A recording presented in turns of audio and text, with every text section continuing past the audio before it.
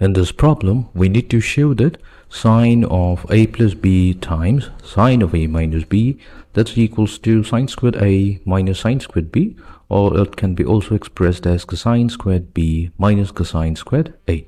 Let us begin. We'll start a problem from a left-hand side.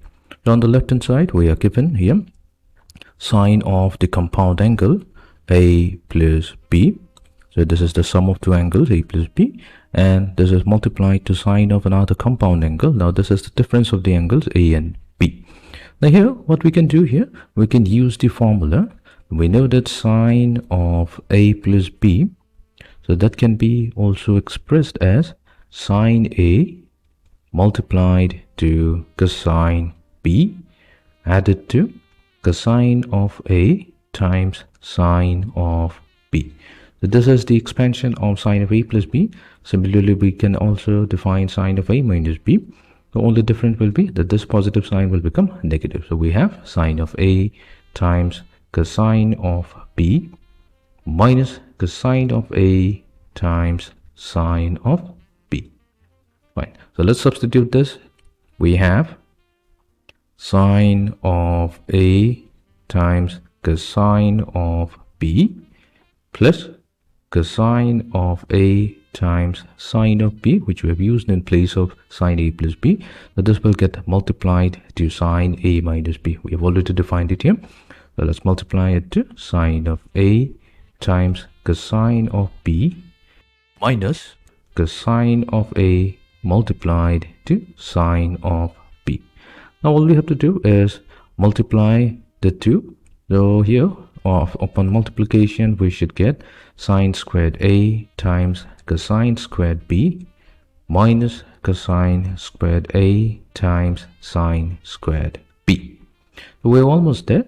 So what we'll do, we will convert this cosine function to sine function, and similarly this particular cosine function to sine function, because we know we have a standard identity, which is sine squared theta plus cosine squared theta.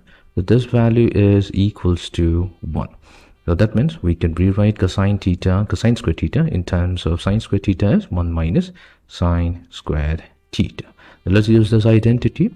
We're going to get sine squared a. So this will be multiplied to cosine squared b. The cosine squared b is simply 1 minus sine squared b minus cosine squared a. So we can rewrite cosine squared a as 1 minus sine squared a whole multiplied to sine squared b. So let's distribute sine squared a with 1 minus sine squared b. So this is going to give us sine squared a minus sine squared a times sine squared b minus, so we have 1 minus sine squared a multiplied to sine squared b. So that's going to give us negative sine squared b positive, because we have a negative here. Negative multiplied to negative becomes positive. We get positive sine squared a times sine squared b. Now the second term and the fourth term cancels out because they're additive inverses, and now we are finally left with sine squared a minus sine squared b. So we have obtained the left hand side. Now we have to show that this is also equivalent to cosine squared b minus cosine squared a. What we can do, this I will be leaving as an exercise for you to try out. So what we did here in step number 3, we got sine squared a times cosine squared b minus cosine squared a times sine squared b. We replace the value of cosine squared b and a respectively with this particular form. What we can do, if we can rewrite sine squared theta in terms of cosine squared theta, so that will be, so sine squared theta becomes 1 minus cosine squared theta. All we have to do is replace this value of sine squared a with cosine squared a, and this particular sine squared b with 1 minus cosine squared b, manipulate the expression, and this is going to give us cosine squared b equals to cosine squared a.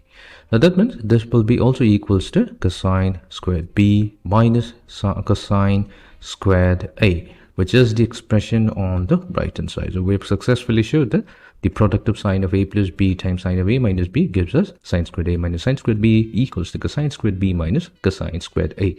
Now, even though we have proved this problem, but actually this is a very important identity that we will be using later on to solve many other problems. So it's best if you can remember this, sine of a plus b times sine of a minus b. Even if you do not remember it, I suggest you to remember the steps. So if you can remember the steps, then you can easily find out that this will be equals to, the product equals to sine squared A minus sine squared B, or cosine squared B minus cosine squared A.